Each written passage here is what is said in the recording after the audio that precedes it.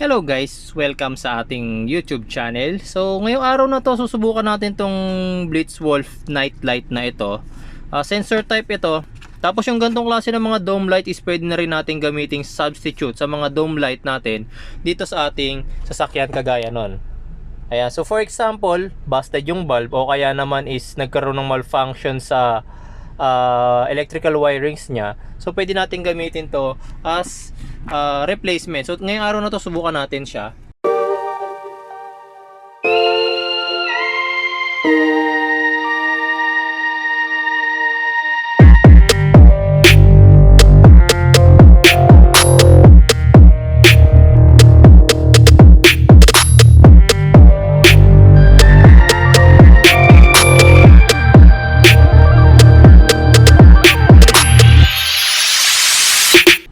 Ayan. So ito lang naman yung kasama niya. Manual tsaka wala lang. Tapos ito hook lang to.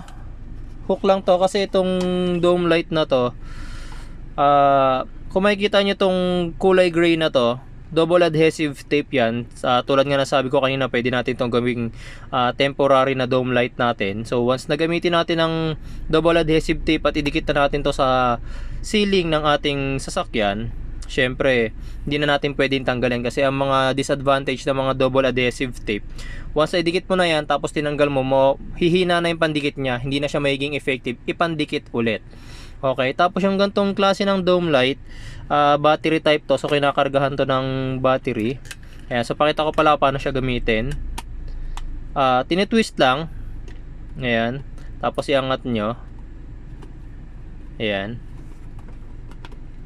Tapos makikita nyo meron siya lalagyanan ng battery. Double A battery to, so 3 piraso.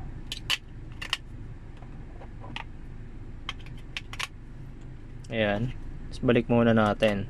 So hindi ko na muna ito ikakabit sa ating sasakyan kasi mamayang gabi testingin ko kung malakas yung liwanag nito. So dito makikita nyo itong ating dome light na to, yung switch nya, meron niyang auto, meron niyang on, tsaka meron niyang off. Syempre kapag nilagay natin siya sa on, always siyang naka-on. So ngayon hindi natin masyadong ma-appreciate yung lakas ng ilaw niya kasi maliwanag pa. So mamayang gabi susubukan natin to ulit, lalong lalo na yung auto function kasi according dito sa manual, sabi dito sa manual, kapag naka-auto function siya, once na naka-standby siya for 15 seconds, automatic siyang mamamatay. Tapos once na maka-detect siya ng motion, kasi yung auto is for auto detection. Motion detection pala rather. Okay, so yung nakikita natin sa gitna, ayan, so patayin ko muna para hindi kayo masilaw. Yung nakikita nyo sa gitna ay sensor yan, motion detection sensor.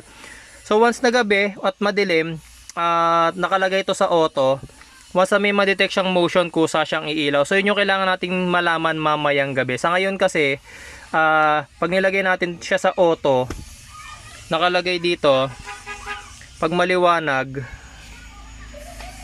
nakalagay dito sa manual, pag maliwanag, in a bright environment the light will remain off. Pag namatay siya after 15 seconds. Ayan, so tingnan natin, taob muna natin siya. Wait tayo na 15 seconds kung kusa siyang mamamatay.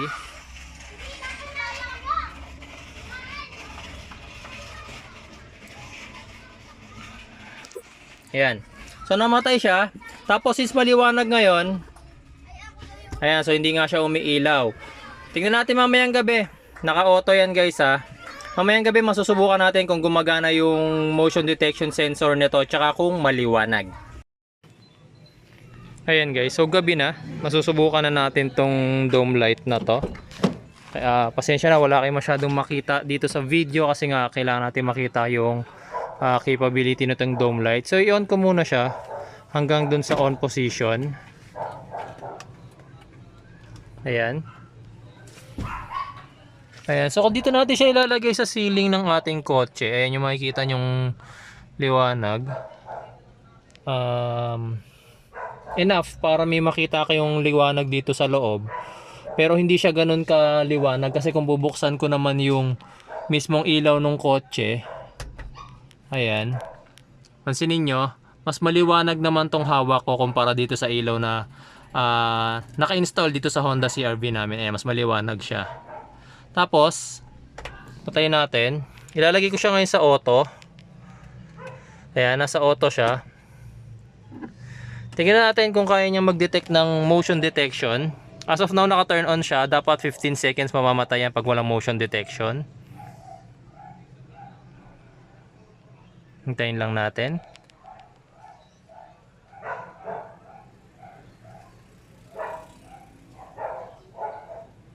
Ayan, so namatay siya. So wala na kayong makita sa video, di ba?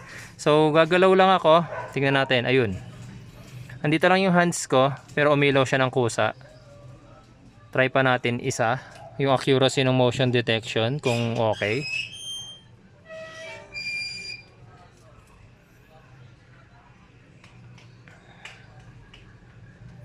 Ayan, so namatay na ulit siya. Try ko ulit, gumalaw. Ayan. Okay, so accurate naman yung kanyang motion detection sensor. Okay din naman tong product na to.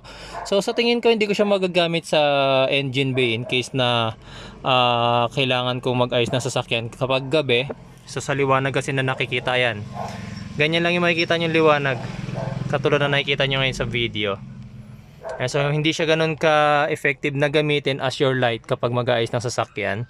Pero as replacement nga dito sa ating ilaw sa ating sasakyan, mas may liwanag naman siya. Okay.